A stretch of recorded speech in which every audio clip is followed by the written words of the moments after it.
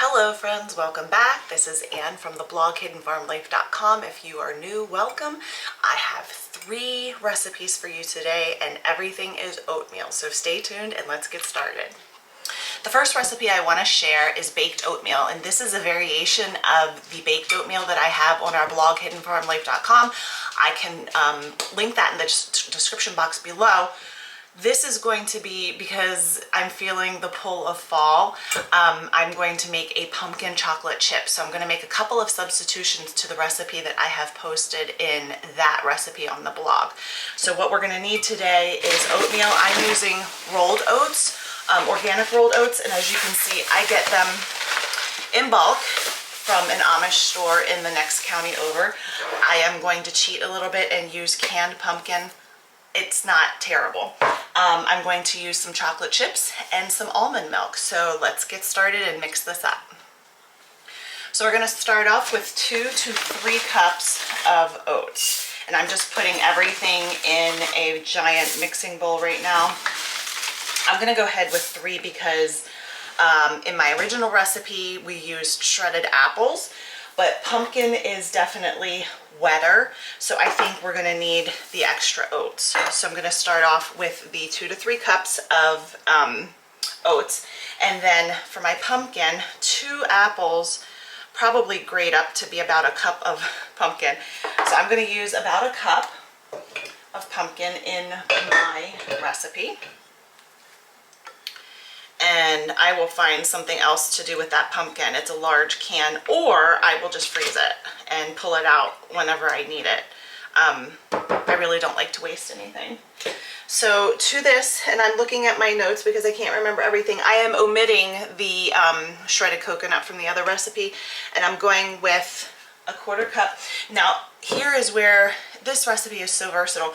You can sweeten with brown sugar if that's what you want. You can sweeten with honey. I'm actually going to go with maple syrup, and this is local. And by local I mean it's produced and collected here in PA. I'm going to use about a 1/4 cup as a natural sweetener. And then, you know what, I forgot my almond milk. Hold on 1 second. Okay, we need, I believe it is 2 cups, and I'm going to adjust this because again the pumpkin is wet. My recipe calls for 2.5 cups of milk. I'm going to use 2. I'll see what the consistency is after we get this mixed up, if I need to add more oats. I am also using organic Ceylon cinnamon. I also get this in bulk from the Amish store that I shop at in the next county over, and I'm going to use 1.5 teaspoons of this. And then to this I am going to add, boy, I forgot everything. I'm going to use about 1 teaspoon of salt because you have to have flavor in there. And then I'm going to use a combination of chocolate chips. I have semi-sweet, milk, and white. So I'm just going to put in, you know, a few of each. It will probably amount to about 1/2 cup total. And then I'm just going to mix this all together. Make sure I haven't forgotten anything. Oh, you know what? I want to add vanilla. And I am going to add some chopped walnuts to this. Again, it's so versatile. You can add any number of combinations. You could use pecans, you can use almonds, hazelnuts, anything you like. And as you can see, this is looking a little wet. Can you see that? So I think I'm going to add a handful, which is probably 1/2 cup more of oats. And let those, and the other thing I like to do is let this sit for a little bit before I bake it so that the oats actually absorb all of the ingredients. So I'm going to let that sit for a minute and get the nuts and the seeds, and I will be right back. Okay, I added about 1/4 cup of organic raw sunflower seeds, and because my walnuts and almonds were stored together, I just ended up using both, and I did a rough chop with my knife. I didn't even bother getting the food processor out, and this is about 3/4 of a cup. I'm going to add that to our mix, and then just get that all nice and combined. And then I am going to add this, place this in a baking pan that I have already sprayed with nonstick cooking spray, and get this in the oven. Now this pan may be a little small for this amount of oatmeal, but we are going to make this work. I like to get the bowl clean and get it all out of there. So we are going to bake this at 350. I like to bake almost everything at 350. It's a nice even oven temperature. I'm going to smooth this out and get this in the oven at 350 for about, I like to test it around 35-40 minutes, especially when it's this moist, and make sure that it's done in the middle, and then we'll come back and have a taste. The next recipe I have to share with you is healthy granola. Everybody believes granola is high in calories, which it is, but you can make substitutions to make it a little bit healthier. Instead of refined sugars, you can use things that are more natural, like honey and maple syrup. So to get started, again, oats. I'm gonna grab my big bag, and we're going to use 4 cups of these whole rolled oats. And I prefer these. They hold up better in the oven and in cooking. If I'm going to grind oats up, or when I make bread or something, I usually will use quick oats or something that's been a little bit more processed than these. So to this bowl of oats, I'm going to add about 1.5 cups of chopped nuts. And again, I'm using both walnuts and almonds because that's what I had and that's what I'm storing. I stored them together. I'm going to do about 1/2 teaspoon or a teaspoon, whatever your preference is. Actually, I'm going to do a teaspoon of this ground cinnamon again. And then I'm going to do a teaspoon of, I use pink Himalayan salt. You can absolutely use whatever salt it is that you prefer. This just adds a little bit more savoriness against the sweetness. I also have about 1/2 cup of melted virgin, extra virgin organic coconut oil that I'm going to add. And then I am going to add some honey for sweetener. And again, that's going to be about 1/2 cup. And I have this container. I don't know if you can see this. Oh my goodness. This is, I believe it's 12 pounds of honey. I get this from Azure Standard. This is raw honey.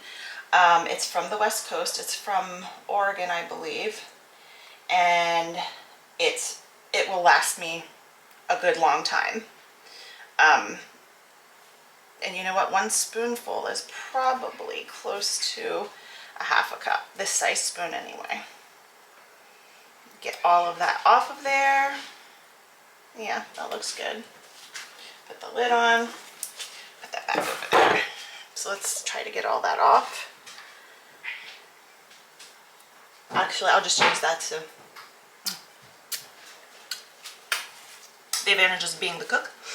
I also need to add a teaspoon of vanilla. And I'm using the real deal. This is actually vanilla concentrate. It's made in Haiti. And this bottle, believe it or not, will last me close to a year depending on how much baking I do. And this is 1/4 to 1/2 of what you would normally use. So if you're using imitation vanilla, a teaspoon, the recipe calls for a teaspoon, you need 1/4 to 1/2 of this. It is so good. So let me check my recipe. Oh yeah, we're going to add, I have from my Amish store, fruit sweetened cranberries. I had to get them out of the freezer, so they're not quite thawed, but that's okay because we're gonna mix everything up. If you hear the noise in the background, it is Ruby and Goose, the cat, playing again.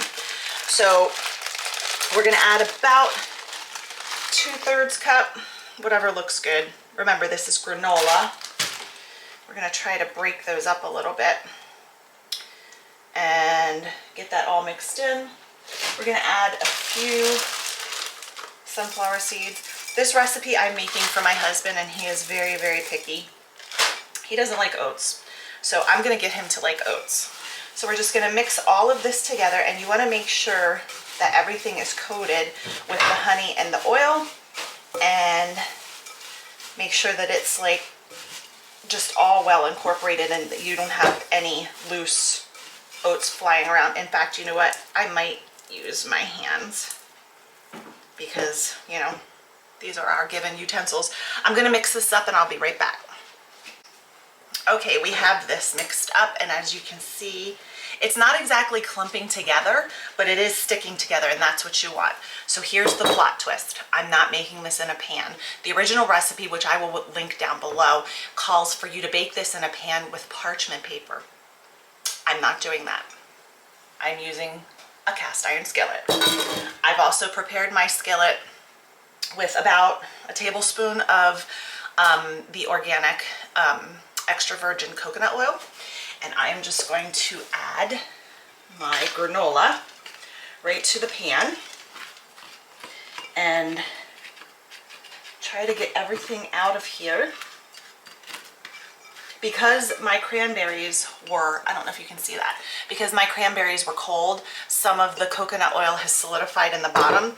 So I'm just gonna go ahead, actually, let's use this spoon, and try to get that out of the bowl, because that's really integral to this recipe. So just make sure everything that you use is room temperature, and then that way you won't have this problem. I mean, it's not that big of a deal. You just have to make sure that you get it all out, which I am doing. And then what we're gonna do is spread this out in the pan. And we're gonna make sure that we're not gonna push it down too much, but we are going to press it down slightly with the back of the spoon. This will help it to clump. We like clumpy granola, like clusters, and just lightly pressing it down into the pan, making sure that spoon is cleaned off. Although I can do that one. It goes in the oven. Okay, so we're gonna bake this on 350 for about 20 minutes. And then we're gonna take it out and stir it. That'll be like halfway through. Press it down a little bit after you stir it. And then we're gonna put it back in for another 20 minutes. And the one thing you don't wanna do with granola is overcook it. You wanna cook it until it just starts to brown and smells toasted. So I'm gonna go ahead and put that into a preheated 350 oven, and we will be back. The last recipe I'm going to share with you today is oatmeal bread, and this uses a combination of oats and whole wheat or all-purpose flour, whichever you want to combine. You just have to make some adjustments as far as moisture and that kind of thing. So this is a longer process. The other two recipes came together rather quickly, and then you could just shove them in the oven. This one we have to have, it's steps. So the first step is to take a cup of your oats, and I'm going to use a heaping cup, and I'm putting it in the bowl of my stand mixer. And then on the stove, off camera, I'm going to bring approximately 2 cups of my almond milk to a simmer, not a boil, to a simmer. So let me go do that, and then we'll pick up with the recipe. So my milk, my almond milk, has come to a simmer, and the way that you can tell is the tiny little bubbles around the outer edge of the pot. So I'm going to go ahead and pour this over my 1 cup of oats, and I have also added in there 4 tablespoons of room temperature or softened butter, and I'm just going to stir this to combine it, and then I'm going to cover it with a kitchen towel and let this sit for about 1.5 hours.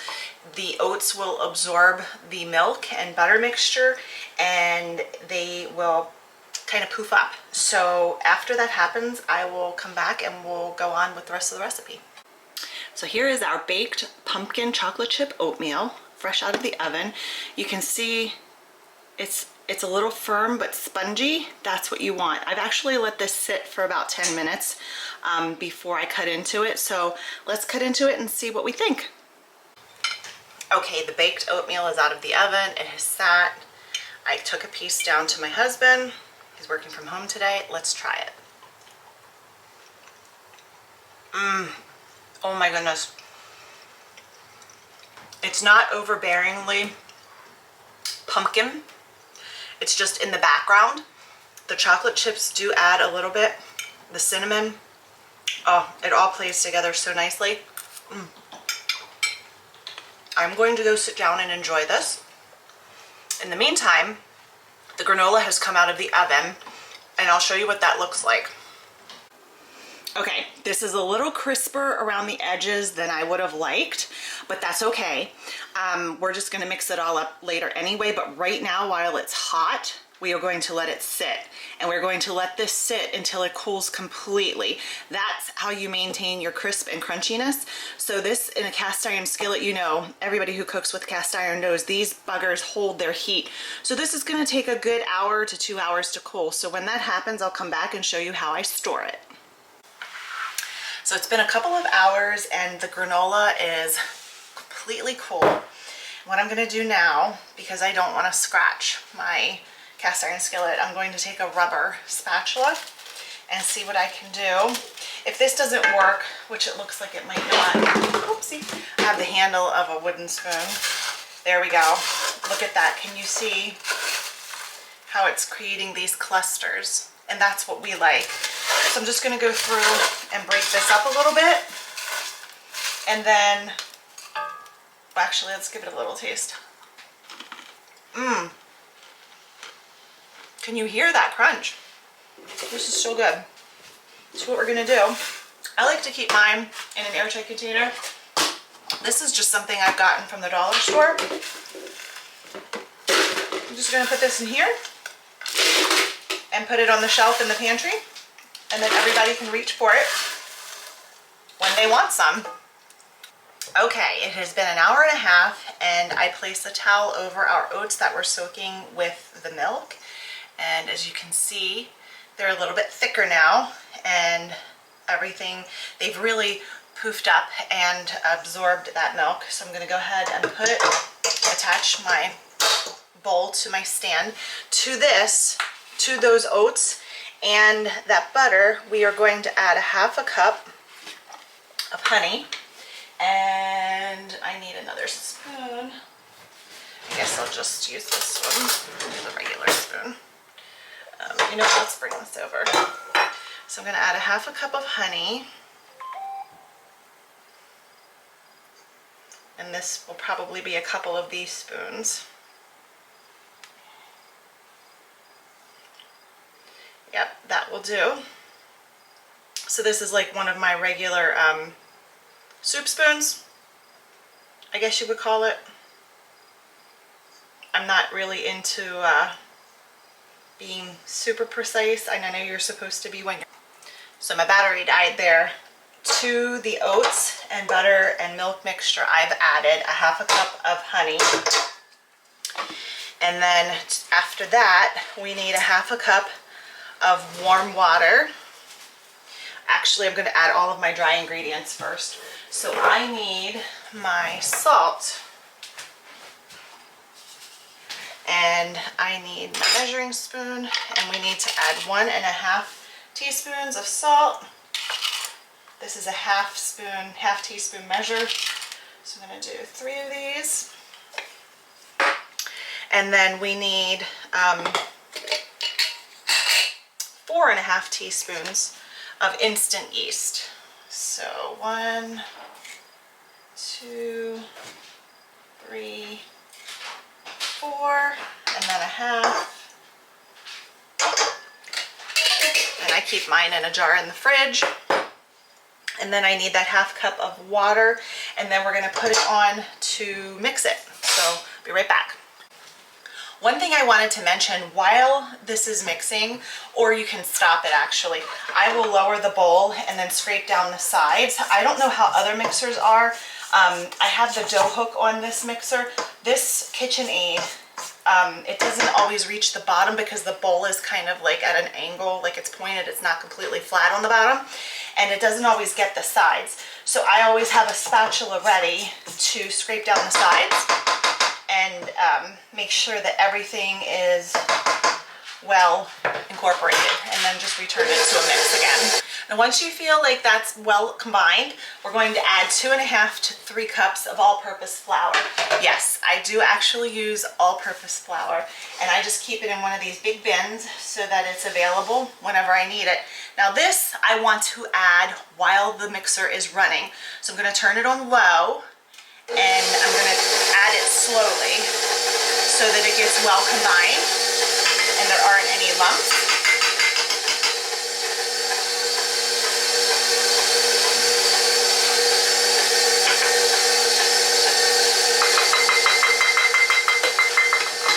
So that's 2, and I'm going to go ahead and mix it and see how it looks before I add that other half or another full cup. So I ended up adding another 1/4 cup of flour, so I'm up to 2 1/4 cups. I want to add just enough until the dough starts to stick to the hook and pull away from the sides of the bowl, and that's just starting to happen, so I'll show you what that looks like. This is a clean pull away. You can see that it's not leaving anything on the sides of the bowl while it's spinning. So I'm just going to knead it for a couple of minutes at this stage, and I'm not going to add any more flour. So the dough is exactly how I want it. Let me show you. Remove this dough hook. Can you see this? Let's see if I can zoom you in. If you can see this, test the elasticity. It's not too sticky, just enough, and it does pull without breaking. This is where we want to be. So what I'm going to do is remove the dough hook from the dough carefully. Probably should have a little bit of flour on my hands to get that off. And then what we're going to do is take it out of this bowl. I have a prepared mixing bowl that I've oiled, and this is going to go through its first rise. And what I'm going to do is try gracefully to get all of this dough out of the mixing bowl and into this bowl where it's going to rise. And if you have kneaded the dough enough, it should come right off, which this is. It's just really heavy. This is going to make, I don't know if I mentioned, this recipe makes 2 loaves. So what I'm going to do is turn this over since the oiled side is now up. And then I'm going to replace this kitchen towel. And we're going to let this rise in a nice warm place for at least an hour or until it doubles. So here's what it looks like now. And I think I might put this outside on my porch where it's nice and warm and let it double. So see you back in a bit. Okay, it's been about an hour and my dough has doubled. So what I do now is I'm going to punch this down, and I always love this part. My kids always like this part too. And what I'm going to do is divide this into 2 loaves. Like I said in the beginning, this recipe makes 2 loaves. So I'm just going to get in there and divide this and try to shape it into 2 loaves. And my pans, you do not need to prepare. They're American, USA, made in USA. There's non-stick pans, but they're not exactly non-stick. And I don't really care what my loaves look like. I never have, because you're just going to eat them anyway. I mean, if I'm gifting them, I try to put in a little bit of effort. But yeah, this is just for us. So I've got those in the pans. Try to even them out a little bit. So there we go. So we have our 2 loaf pans ready to go. And what I'm going to do now is I'm going to take my cooking spray and spray plastic wrap and cover both of these pretty securely and let them rise again for 45 minutes to an hour, whatever it takes, until they come up with 1 inch of the pan, and then we will take it from there. Okay, it's been about an hour, and as you can see, my loaves have risen. I'm going to put a quick egg wash on top of these and put them in a 350-degree oven for approximately 35 to 40 minutes. You'll know when they're done if you thump on them lightly and it sounds like it's hollow. That's when they are done. So I will see you back when these loaves come out of the oven. The loaves of bread are out of the oven. I have one here. We're going to cut it and have a little taste. So I took the end. It's nice and chewy and it's soft on the inside. Butter is melting. Let's give it a little taste. Oh, that is so good. You can't really tell the texture of the oats. Doesn't even taste like oats. So I think this will probably pass my husband's test. A win. So there you have 3 easy to follow and delicious recipes, all using oatmeal. If you like this content, please let us know by subscribing to our channel, helping us grow, and leave a comment below and tell us what you think if you try any of these recipes. Until next time, see you soon. Bye-bye.